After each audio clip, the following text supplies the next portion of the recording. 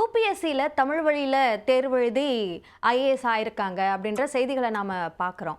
அதே மாதிரி டிஎன்பிஎஸ்சிலையும் தமிழ் வழியிலேயே அந்த டிஸ்கிரிப்டிவ் தாள்களை எழுத முடியும். ஆனால் அந்த திருத்தம் மதிப்பீட்டில் ஆங்கில வழி தாளை திருத்துறதுக்கும் தமிழ் வழி தாளை திருத்துறதுக்கும் வித்தியாசம் இருக்குது அப்படின்னு ஒரு கருத்து சொல்லப்படுது. அப்படி இருக்கா? கட்டாயம். இந்த கருத்து பல தளங்கள்லேருந்து ஒலிச்சிருக்குது.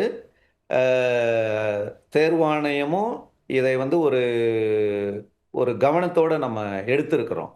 அதனால இத கவனத்தில் கொண்டு தரவுகளையும் கொஞ்சம் பகுப்பாய்வு செய்து, இது தொடர்பாக ஏதாவது முரண்பாடு இருந்தா நிச்சயமா பிரச்சனைய தீர்ப்பதற்கும் நாங்க வந்து ஒரு இனிஷியல் டிஸ்கஷன்லாம் வச்சிருக்கிறோம். ஏன்னா இது வந்து ஒரு சமீப காலத்துல எழுந்த ஒரு பெரிய கேள்வியா எல்லா தளங்கள்லயும் இருக்கிறதுனால, எங்க தளத்திலயும் நாங்க வந்து அத இப்போ அத பத்தி நாங்க கருத்து பரிமாற்றங்கள் செய்து கொண்டு இருக்கோம். நிச்சயமான தரவுகள் அடிப்படையில் மாற்றம் கொண்டு வரும். மொழிபெயர்ப்பு தவறுகள் டிஎன்பிஎஸ்சி வினாத்தாட்கள்ல இருக்கு அப்படின்ற புகாரும் இருக்கு. அதை சரி செய்யுமா டிஎன்பிஎஸ்சி? கட்டாயம் செய்யணும், செய்யும்.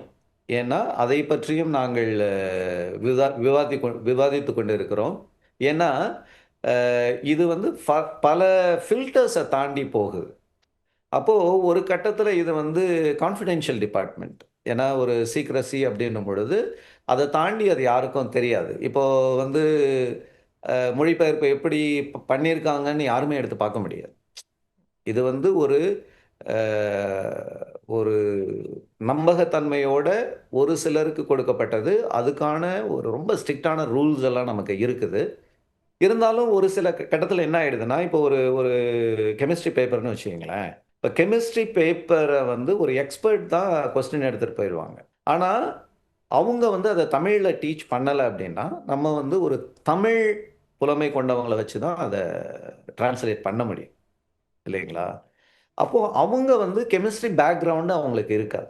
அந்த இடத்துல ஒரு தவறுகள் நடக்கலாம். ஆனால் இது வந்து கூகுள் டிரான்ஸ்லேட் அப்படின்றது வந்து இங்கே யாரும் பண்ணுறது கிடையாது. ஏன்னா அது நமக்கு எவ்வளோ ஆபத்தானது அப்படின்றது நமக்கு தெரியும். இன்னும் அந்த லெவலுக்கு டிரான்ஸ்லேஷன் மெஷின் பேஸ்டாக நம்மக்கிட்ட இன்னும் அவைலபிளாக இல்லை. ஆனால் அது அவைலபிளாக இருந்ததுன்னா அதை கூட நம்ம எக்ஸ்ப்ளோர் பண்ணலாம்.